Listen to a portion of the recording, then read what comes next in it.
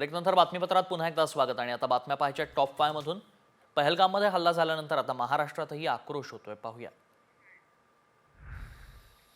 जम्मू काश्मीरच्या पहलगाम इथं भ्याड दहशतवादी हल्ल्यात मृत्युमुखी पडलेल्या पुण्याच्या दोघांवर अंत्यसंस्कार करण्यात आले. संतोष जगदाळे आणि कौस्तुभ गणबोटे यांचं पार्थिव पुण्यात आणण्यात आलं.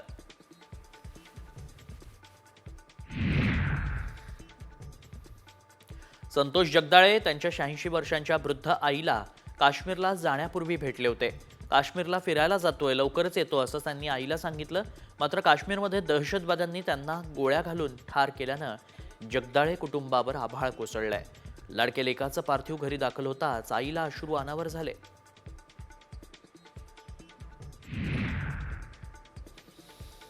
शरद पवारांनी संतोष जगदाळेंना आदरांजली अर्पित केली आहे आणि कुटुंबियांचं सांत्वन केलंय. त्यांची पत्नी, मुलं यांनी आपबीती सांगितली आहे. पहलगाम हल्ल्यात संतोष जगदाळेंचा मृत्यू झालाय. जीव वाचवण्यासाठी आम्ही टिकल्या काढून फेकल्या, मोठमोठ्यानं आझाद म्हटलं, विनवण्या केल्या, मात्र दहशतवाद्यांनी आमचं काही ऐकलं नसल्याची आपबीती गणबोटेंच्या पत्नीनं सांगितली आहे. कौस्तुभ गणबोटेंचा पहलगाममधील दहशतवादी हल्ल्यात मृत्यू झालाय. आज मोने जोशी आणि लेले कुटुंबियांनी पत्रकार परिषद घेत संपूर्ण आपबीती सांगितली. अतिरेकी फक्त हिंदूंना मारायला आले होते, अजान आणि कलमा म्हणायला लावत होते अशी प्रतिक्रिया अतुल मोनेंच्या मुलीनं दिली आहे. तसंच तिच्या काका आणि वडिलांना दहशतवाद्यांनी गोळ्या झाडताना स्वतःच्या डोळ्यांनी पाहिल्याचं तिनं सांगितलं.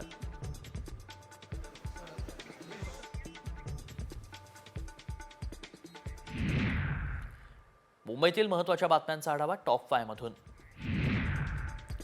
विनय नरवाल यांचा पत्नीसोबतचा शेवटचा व्हिडिओ फेक आहे. व्हिडिओमध्ये दिसणारं कपल हे यशिका शर्मा आणि तिचा पती आशिष सेहरावत आहेत.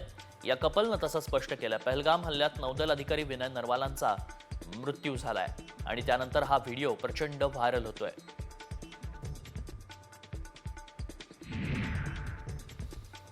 पहलगाम हल्ल्यानंतर जम्मू काश्मीरात अडकलेल्या 75 पर्यटकांची पहिली तुकडी मुंबईत परतली आहे. विशेष विमानानं पर्यटक मुंबईत दाखल झाले. मुंबई विमानतळावर त्यांचं स्वागत करण्यात आलं. उर्वरित पर्यटक लवकरच मुंबईत परततायत.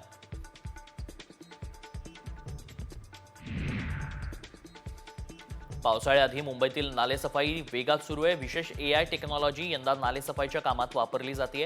या कामांची मनपा प्रशासक गगराणी पाहणी करतायत. 31 मे पर्यंत नालेसफाई पूर्ण होईल असा विश्वास त्यांनी व्यक्त केलाय. तर 30% नालेसफाई पूर्ण झाली आहे.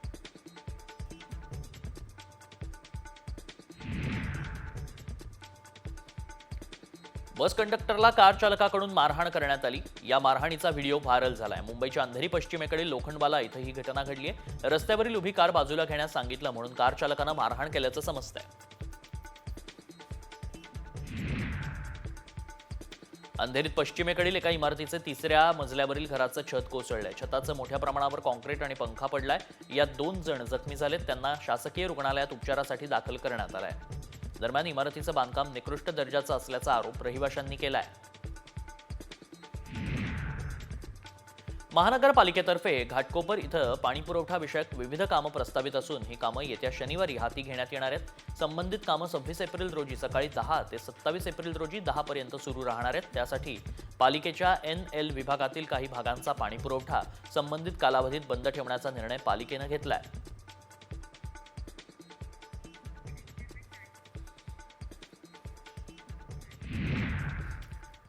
पुढच्या टॉप 5 बातम्या नाशिकमधून. नाशिकच्या देवळ्यातील विंचूर प्रकाशा राष्ट्रीय महामार्गावर 4 चाकीला आग लागली आहे. यावेळी चालकानं प्रसंगावधान राखत गाडी रस्त्याच्या बाजूला उभी केली, त्यामुळे कोणतीही जीवितहानी झालेली नाही.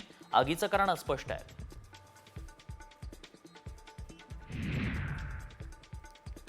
नाशिकमध्ये सिग्नल तोडला नाही म्हणून कार चालकानं पाठलाग करत 2 तरुणांना जीवे मारण्याचा प्रयत्न केलाय. कार चालकानं बाईकला 2 वेळा धडक दिली. त्यानंतर 3ऱ्यांदा कार थेट बाईकवर चढवली. फरार कार चालकाला पोलिसांनी अटक केली आहे. मात्र ही थरारक घटना हेल्मेटच्या कॅमेरामध्ये चित्रित झाली आहे.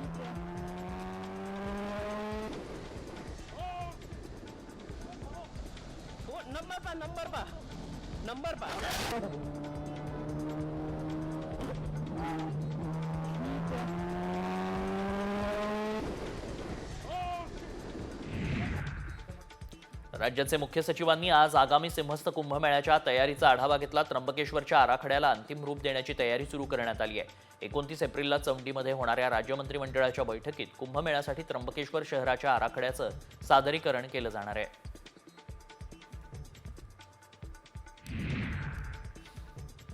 नाशिकच्या बागलाणमधील मोराणे गावात गॅस सिलेंडरच्या स्फोटात 10 घरं जळून खाक झाली. यात 8 शेळ्या मृत्युमुखी पडल्यात, तर घरातील संसारोपयोगी सर्व साहित्य जळून खाक झालंय. ही घरं आदिवासी बांधवांची असून त्यांनी मदतीसाठी त्यांना गरज आहे. त्र्यंबकेश्वर साधू हत्या प्रकरणी अजय गमे आणि वाळू कसबेला 26 एप्रिलपर्यंत पोलीस कोठडी सुनावण्यात आली आहे. दोघांना साधूच्या हत्येप्रकरणी अटक करण्यात आली. लाथाबुक्क्यांनी केलेल्या मारहाणीत साधूचा मृत्यू झाला होता. साधूला मारहाण करताना सीसीटीव्हीमध्ये ते चित्रित झाले होते.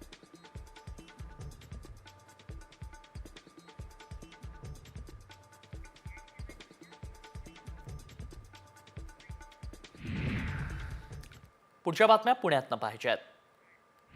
इंदापुरात मालोजीराजे भोसलेंच्या समाधीस्थळावरील अनधिकृत अतिक्रमण काढण्यासाठी सकल हिंदू समाजानं रास्ता रोको आंदोलन करण्यात केलंय. आमदार गोपीचंद पडळकर, सागर बेम यांच्या नेतृत्वाखाली रास्ता रोको केला गेला. मात्र मुख्यमंत्री फडणवीसांनी पडळकरांना मोर्चेकरांसमोर फोनवर आश्वासन दिल्यानंतर आंदोलन मागे घेण्यात आलं.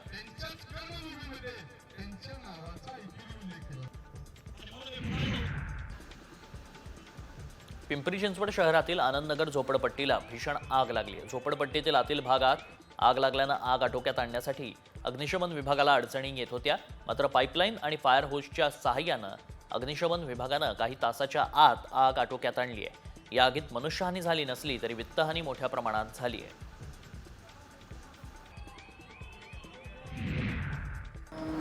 पुण्यातील बावळच्या साळुंबरेमध्ये ग्रामदैवत भैरवनाथ महाराज आणि बापूजी बुवा महाराजांच्या यात्रेला सुरुवात झाली. या निमित्तानं कीर्तन महोत्सवाचं आयोजन करण्यात आलं.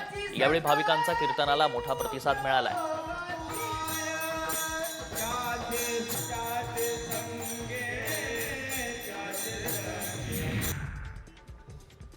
पुणे जिल्ह्यातील 4 तालुक्यांमध्ये सरपंच पदासाठी आरक्षण सोडत पार पडली. 628 पैकी तब्बल 316 ग्रामपंचायतींमध्ये महिला सरपंच नेमले जाणार आहेत. त्यामुळे ग्रामीण महिलांचा स्थानिक प्रशासनात वावर वाढणार आहे. सक्षमीकरणाच्या दिशेनं हे महत्त्वाचं पाऊल ठरेल असा विश्वास व्यक्त होतोय. पहलगाममध्ये झालेल्या दहशतवादी हल्ल्याचा भर कार्यक्रमात लावणी कलावंतांकडून निषेध आणि संताप व्यक्त करण्यात आला. दौंडमधील कार्यक्रमात लावणी कलावंत आणि रील स्टार हिंदवी पाटील यांना पाकिस्तान मुर्दाबादच्या घोषणा दिल्या. यावेळी प्रेक्षकांनी देखील घोषणाबाजीला प्रतिसाद दिलाय.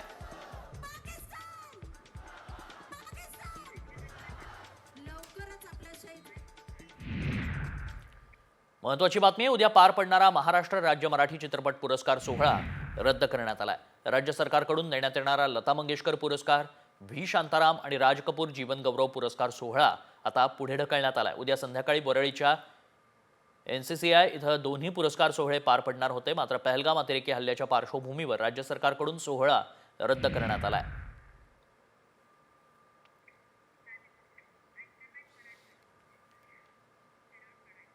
आणि आता बातम्या पाहायच्यात मराठवाड्यातनं.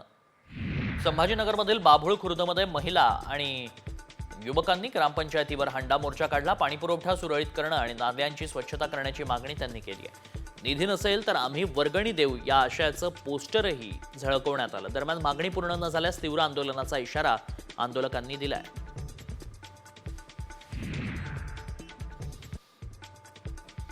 राज्यातल्या धर्मादाय रुग्णालयांवर ऑनलाईन नियंत्रणाचा निर्णय घेण्यात आलाय. मुख्यमंत्री सहाय्यता निधी कक्ष आणि धर्मादाय रुग्णालय मदत कक्षाच्या आढावा बैठकीत हा निर्णय घेण्यात आला. रुग्णालयांकडून अनामत रक्कम घेत असल्याच्या तक्रारी आलेल्या, त्यामुळे अशा रुग्णालयांची तपासणीसाठी विशेष पथकं नेमण्याची सूचना फडणवीसांनी दिली आहे.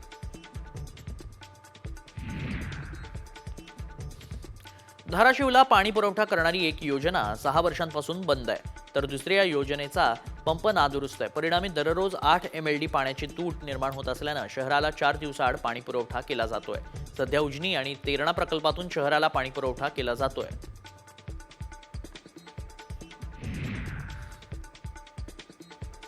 जळगावच्या भुसावळ रेल्वे स्थानकावर अनधिकृत विक्रेत्यांवर कारवाई करण्यात आली.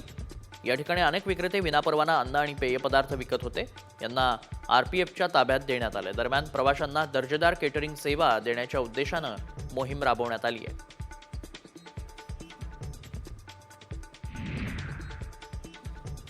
जालन्यातील सीना नदीपात्रात झालेल्या अतिक्रमणांची जिल्हाधिकाऱ्यांकडून पाहणी करण्यात आली आहे. तसंच नदीपात्रातील सर्व अतिक्रमणं काढून घेण्यासह नदी स्वच्छ करण्याचे निर्देश प्रशासनाला देण्यात आले.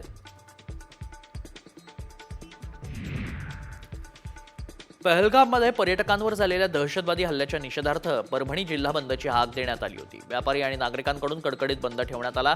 परभणी जिल्ह्यात सर्व तालुक्यात बंद पाळण्यात आला आहे.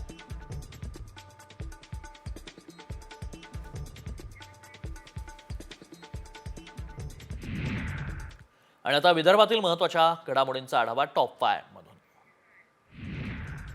अमरावतीमध्ये विमानतळाचं उद्घाटन झालं आणि विमानसेवा सुरू झाली. मात्र अमरावती मुंबई विमानसेवेचं तिकीट दर गगनाला भिडण्याचे पाहायला मिळत आहेत. 30 एप्रिलपर्यंतचं बुकिंग तिकीट 8,000वर जाऊन पोहोचलंय. 2 मेपासून 3,864 रुपये दर दिसतोय. सर्वसामान्य नागरिकांना विमान प्रवासाचा दर न परवडणार आहे. ताडोबा व्याघ्र प्रकल्पात पांढऱ्या कुंपण असलेल्या गिधाडांची दुसरी तुकडी सोडण्यात आली आहे. जटायू संवर्धन प्रकल्पाचा भाग म्हणून 5 गिधाडांची दुसरी तुकडी ताडोबा कोळसा परिक्षेत्रात सोडण्यात येते. गिधाडांना हरियाणातील संवर्धन प्रजनन केंद्रातून आणलं गेलंय. यापूर्वी 2024 मध्ये 10 गिधाडांची पहिली तुकडी सोडण्यात आली होती.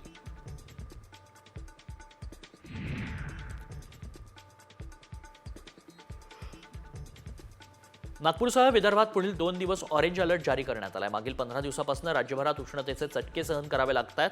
यातच विदर्भात हीट वेव्हमुळे अधिकच त्रास जाणवतोय. प्रादेशिक हवामान विभागानं 2 दिवसासाठी ऑरेंज अलर्ट दिलाय. ऑरेंज अलर्टमुळे पुढील 2 दिवस तापमान 45 अंशांच्या वर राहण्याचा अंदाज आहे.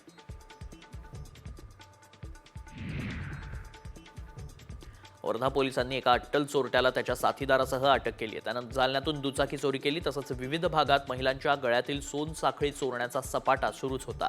दरम्यान चोरांनी चोरीची कबुली दिली असून त्यांच्याकडून 22,243 रुपयांचा मुद्देमाल जप्त करण्यात आलाय.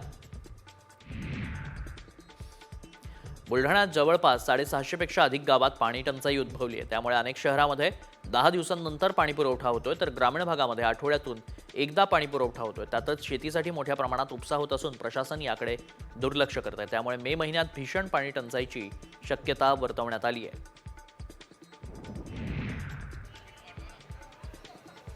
राज्यात कृषी उत्पन्न बाजार समित्यांच्या कामगिरीच्या आधारे क्रमवारी जाहीर करण्यात आली आहे. त्यानुसार वाशिमच्या मंगळूरपीर बाजार समिती राज्यातून 8व्या क्रमांकावर आली आहे. तसंच या बाजार समितीनं विदर्भात 6वा तर जिल्ह्यात 2रा क्रमांक पटकावला आहे.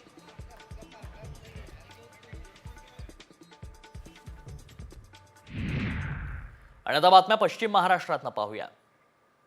सांगलीमध्ये माजी मंत्री शिरोळचे आमदार राजेंद्र पाटील यड्रावकर आणि पोलीस निरीक्षकांमध्ये वादावादी झाली आहे. मुंबईतील जैन समाज मंदिर पाडल्याच्या निषेधार्थ सांगलीतील सकल जैन समाजाच्या वतीनं जिल्हाधिकारी कार्यालयावर मोर्चा काढण्यात आला होता. या दरम्यान हा वाद पेटला.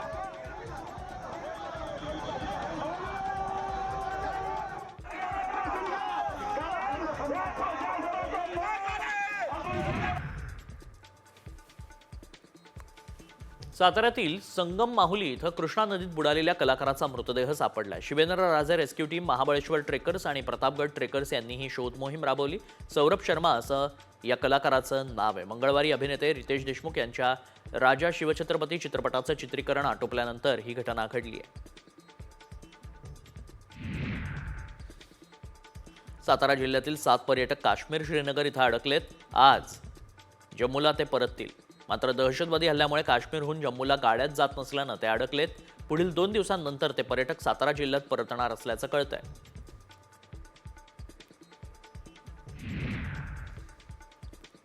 कोल्हापुरात खेळता खेळता होत्याचं नव्हतं झालं. आरे गावातल्या 9 वर्षांच्या मुलाचा मृत्यू झालाय. समर्थ वरुटे असं या मुलाचं नाव आहे. जिन्याला अडकलेल्या दोरीला तो खेळत होता, त्यावेळी फास लागून त्याचा मृत्यू झालाय. सोलापूर ते गोवा विमानसेवा 26 मे पासून सुरू होणार आहे. फ्लाय 91 कंपनीकडून ही विमानसेवा सुरू मिळणार आहे. सोलापूर ते मुंबई अशी विमानसेवा सुरू करावी ही मागणी होत असताना सोलापूर ते गोवा अशी पहिली विमानसेवा आता सुरू झाली आहे. सोलापूरच्या विमानसेवेसाठी पालकमंत्री जयकुमार गोरे हे दिल्ली दौऱ्यावर आहेत.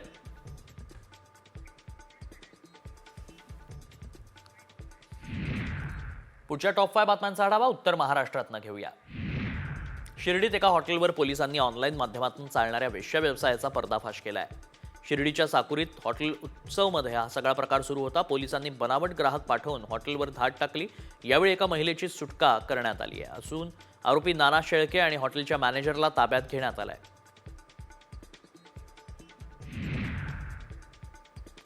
वाढत्या उन्हाचा परिणाम भाजीपाल्याच्या उत्पादनावरही जाणवतोय. भाजीपाल्याचे उत्पादन घटलं असून बाजारपेठेतील आवकही घटली आहे. परिणामी मागणीच्या तुलनेत भाजीपाला कमी असल्यानं दरही वाढलाय. गवार, भेंडी, गाजरची विक्री 60 रुपये किलोप्रमाणे होतीये. बाजारात भाजीपाल्याची आवक वाढणार नाही तोपर्यंत दर असेच राहतील असा अंदाज व्यक्त करण्यात आलाय.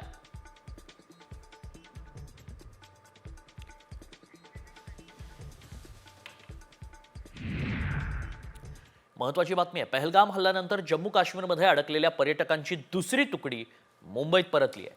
तर 75 पर्यटक सकाळी मुंबईत दाखल झाले. विशेष विमानानं पर्यटक मुंबईत दाखल झाले. मुंबई विमानतळावर त्यांचं स्वागत करण्यात आलंय.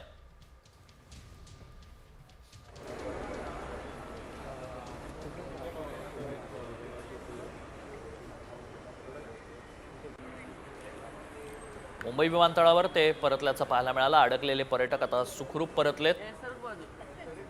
दुसरी तुकडी मुंबईत दाखल झाली आहे.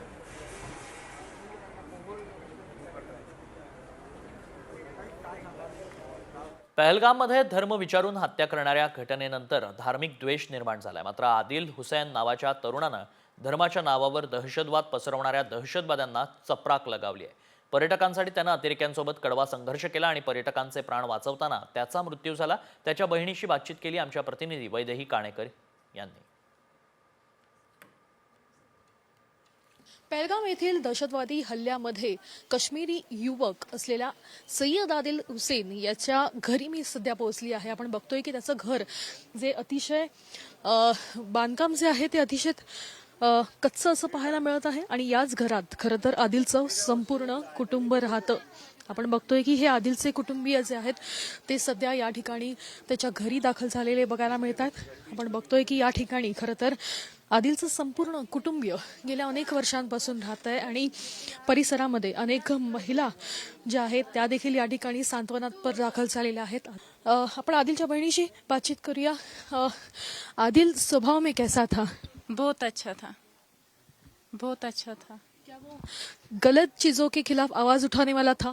जी, गलत चीजों पे आवाज उठाने वाला था. पैसे नहीं थे हमारे घर में, पापा को दवाई लानी थी तो इसलिए मैंने उसको रोका भी था कि मत जाओ. उसने बोला कि नहीं, सुबह पापा के लिए दवाई लानी है, पैसा नहीं है, कहाँ से लाएंगे पैसा. तो वो गया था. जरूरत चीजों की वजह से वो वहां पर गया था और फिर नहीं लौटा. नहीं लौटा, इस दुनिया से जान बस. आपण बघतोय की या ठिकाणी खरं तर परिस्थिती जी आहे ती बहिणीनं या ठिकाणी सांगितलेली आहे की घरात गरज होती, औषधं आणायची होती, मात्र पैसे नव्हते आणि अशा वेळेस जेव्हा आदिलला थांबवलं होतं त्यावेळेस मात्र पैसे नाहीयेत, त्याच्यामुळे मला जावं लागेल, पैसे कमवावे लागतील असं स्पष्टीकरण त्यांनी दिलं आणि त्यानंतर तो इथून निघाला आणि तो परत कधी आलाच नाही. कॅमेरापासून गणेशसह वैदेही काणेकर, साम टीव्ही न्यूज, श्रीनगर. आणि आता उत्तर महाराष्ट्रातील इतरही महत्त्वाच्या बातम्यांचा आढावा घेऊया. लिफ्ट देण्याच्या बहाण्यानं 4 व्यक्तींनी एका तरुणावर हल्ला केला. त्याच्या खिशातील रोख रक्कम, मोबाईल हिसकावून घेतला. मोबाईलमधून फोनपे कोड घेऊन बँक खात्यातून 7,200 रुपये काढले. या प्रकरणी 4 गुन्हा नोंद करण्यात आलाय.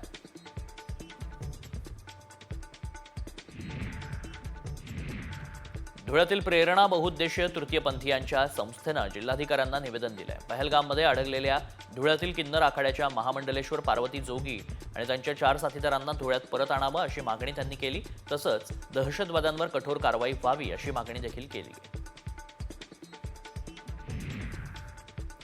जळगावात वैजापूरला पाणीपुरवठ्याचं नियोजन कोलमडलंय. अनेक दिवसांपासून शहराला अनियमित पाणीपुरवठा होतोय, त्यामुळे नागरिकांना पाण्यासाठी चांगलीच कसरत करावी लागते. याबाबत वारंवार तक्रार करूनही पालिका कोणतीही दखल घेत नाही, त्यामुळे नागरिकांमध्ये नाराजी आहे.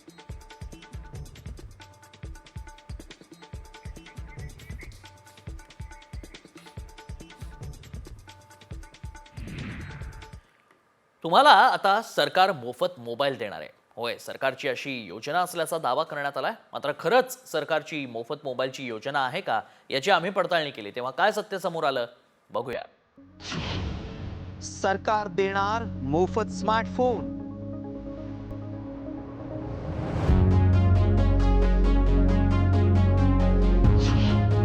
केंद्र सरकारनं आणली मोबाईलची योजना.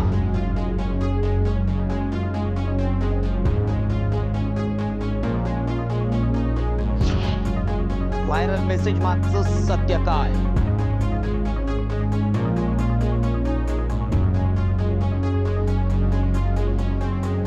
मोबाईल आता तुम्हाला सरकार मोफत देणार असल्याचा दावा केला जातोय.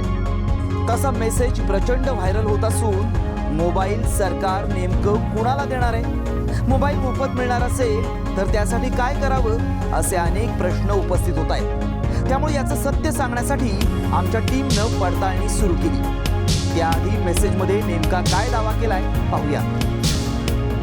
डिजिटल सेवा योजना केंद्र सरकारनं सुरू केली आहे. या योजनेअंतर्गत सरकार मोफत मोबाईल फोन देणार आहे. हा मेसेज व्हायरल झाल्यानं अनेकांना हे खरं वाटू लागलंय. काहींना तर लिंकही मोबाईलवर येतेय. मात्र खरंच ही योजना आहे का? लिंकवरून फॉर्म भरल्यावर सरकारकडून मोफत मोबाईल मिळणार आहे का? असे प्रश्न उपस्थित झाल्यामुळं आमच्या टीमनं याची पडताळणी केली. याबाबत सरकारकडून अधिक माहिती मिळू शकते. त्यामुळे आमच्या टीमनं सरकारकडून माहिती मिळवली असता काय सत्य समोर आलं पाहूया. केंद्र सरकार मोफत मोबाईल देणार ही अफवा आहे.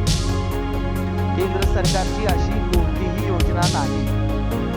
डिजिटल सेवा योजना राजस्थान सरकारची आहे. राजस्थान सरकारनं महिलांना फोन वाटले होते. केंद्राची अशी कोणतीही योजना नाही. लोकांची दिशाभूल करण्यासाठी मेसेज व्हायरल केले जात आहेत. मोबाईल अनेक जण वापरत असल्यामुळं असे मेसेज पाहून त्यांना खरं वाटतं.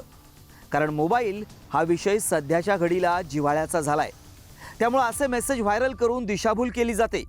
मात्र आमच्या पडताळणीत सरकार मोबाईल मोफत देणार असल्याचा दावा असत्य ठरलाय. ब्युरो रिपोर्ट, साम टीव्ही न्यूज.